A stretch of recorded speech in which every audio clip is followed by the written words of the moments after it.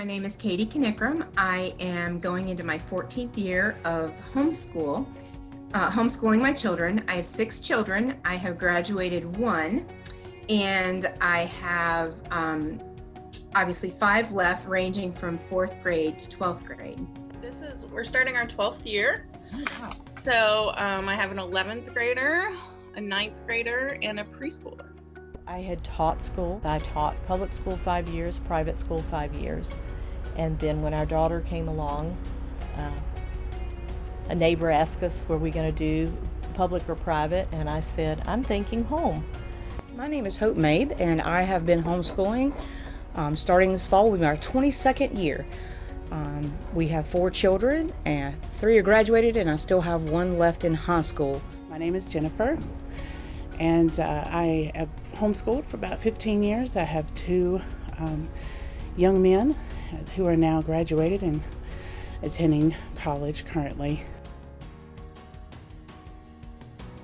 I thought I would start by showing you when I was checking out homeschooling, these 3 books were available at the public library. 5 were listed, 1 was missing, 1 was a 15-page pamphlet. And I think it's interesting these books are still out. As I got a little further into homeschooling and I met other people, I found some more books that were favorites. One of them is Dr. Beachick's You Can Teach Your Child Successfully. It's a very good book for upper elementary. She has 3 little books that are better for the lower grades. Excellent. And then How to Homeschool by Gail Graham. This one is old, 1992. So my daughter was little when it was written, but it's still valid. And one of my favorite parts about it are the forms in the back. So you can photocopy and come up with your own lesson plan. There's lots of things online now. The world has changed so much. Deborah Bell's book, Ultimate Guide to Homeschooling, I think it's been revised several times. These 2 are for the children's sake, and Charlotte Mason Education, and that's a very literature-based, and the child does a lot of narration, repeating back, and just gentle learning. But there's a lot of classical type things, a lot of poetry, nature study. Lee Borton started Classical Conversations, and we've got Classical Education, The Question, which is a book by Lee, and The Core. And then another approach to a classical education is by Jessie Wise and Susan Wise Bauer, The Well-Trained Mind. It's very thorough all the way through, perhaps even more thorough than they actually did. And then my favorite. This is what it looked like when it first came out. This is what it looks like now.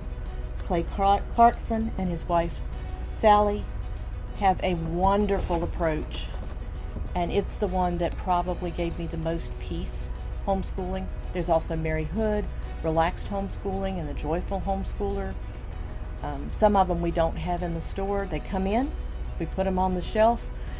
Because they're a wonderful deal and they're wonderful books, they don't stay long enough for me to show them all to you. There's a online option called Homeschool Tracker. I believe the website's homeschooltracker.com, and you can go online and there's a downloadable version. I think there's an online version where you can make lesson plans, you can put in grades. It will average out all of the grades for you. It's a very very great program for those, especially for starting out and not so sure about what direction to go or how to do all of this. As I got a little more confident in my lesson planning, I started to just utilize a 1 to 5 subject notebook, and I would put day 1 and write down all of the plans for that day, and just do that for a whole semester or a whole year and work through that book as we went along. That was just the easiest way for me to do it, and plus with not putting dates on it, it helped me to be able to, at the last minute, if I needed to to change something or do something different. If we had a field trip that all of a sudden we decided we wanted to go do, or if my grandmother needed us to go take her to the doctor, we could just last minute go do it and then the next day pick back up. So these are all things you can utilize. We also have lesson planners here that you can utilize if you want it in a book form, or you can just write it in. We do have those here as well, new and used, and so I encourage you to utilize those things to help you be a little more organized. My kids, once they hit 11th grade, they attend community college for dual enrollment. This past year, my 11th grader attended Forsyth Tech for several classes. So I think he's got like 22 or 24 credit hours after 1 year. By the way, this Career and College Promise program is free. It is a free program for North Carolina students. So, and they just opened it up even to include some of the trades for even some of the younger classes. The promise of the program is that if the student goes to a state school, they have to take the credits. If you ask the college professors over at Forsyth Tech, overall, the homeschool students do very well. They're very, because they're respectful, they've had to do independent learning already, they've had to kind of sort out some of these kinks.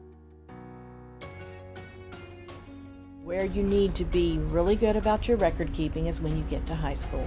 Mary Hood has a book called Relaxed Record Keeper, and she, in most cases, just threw things in a box and then at the end of the year evaluated. 1 year or several years she was in a state where you had to submit your materials to a accredited or licensed teacher for evaluation, and then she got a master's and then a doctorate so that she could help evaluate for other people. So you can be rather relaxed. You need to find out which school they're interested in and see how they want their transcript set up. There are books on how to do transcripts. There are people who do transcript services that you can hire, or you can do them yourself. I did one just on the computer and printed it off, and when my daughter went to college, that's what she submitted, no problem. Parents do the transcript. There are transcript programs out there that you can purchase for $30, $40, but really I think, it would be worth it if someone just does not want to mess with it. But as far as like doing a transcript, it's pretty fairly easy. You can just take, the report cards or how they've been reported there and do a carbon copy on like an Excel spreadsheet or Microsoft Word or something like that. Now, they do have to be notarized. I homeschooled our two boys all the way from 3-year-old to through 12th grade. And about 7th, 8th grade, I started thinking about high school.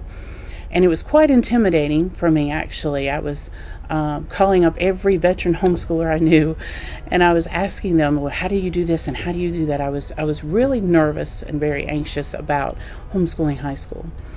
And one thing that I learned through all of that is there's not a whole lot of difference from homeschooling just what I had been doing and homeschooling high school. There's a few differences. First of all, you need a transcript. You need to make sure you keep up with grades and have a transcript ready for when they graduate high school. So that's one thing I had to remember. And there are a lot of websites that have samples. HSLDA has samples. The NCHE, North Carolinians for Home Education, their website has samples of high school transcripts. And so those were websites that I utilized to see how I needed to do it and what needed to be on there. But the other thing that I thought about and that I had been told was to do course descriptions. And the reason why course descriptions are important as you start in 9th grade, to go ahead and start giving a course description for each subject that you're learning and the curriculum that you're using, so that when you get into 12th grade, you're not trying to think back to 9th grade about, what did we do and what curriculum did we use? You've already got it there. And the reason that is important is because there are some colleges that want to see the course descriptions. They will actually ask for the course descriptions. So it's good to have that on hand. Not all colleges do, but if you already have it on hand, you don't have to try to think of it later. But I found that other than just the higher level of learning that they were having to do and more in depth, that it wasn't a whole lot different than what I had already been doing. So it can be intimidating to think about, but it's really not that difficult. And so just consider that if you are pulling your child out and they're in high school. I would suggest, if they're already in high school, that you make sure you get the transcript from the school. But if you're pulling them out and you're going to start high school this year, consider those things and ask for help. Talk to some other homeschoolers, see how they did, but make it your own. That's extremely important, to make your homeschool your own. Do what works for your family. Your family's homeschool day may not look like somebody else's. The curriculum you use may not be what somebody else used, but make it your own. And just a little encouragement to know that you can do this.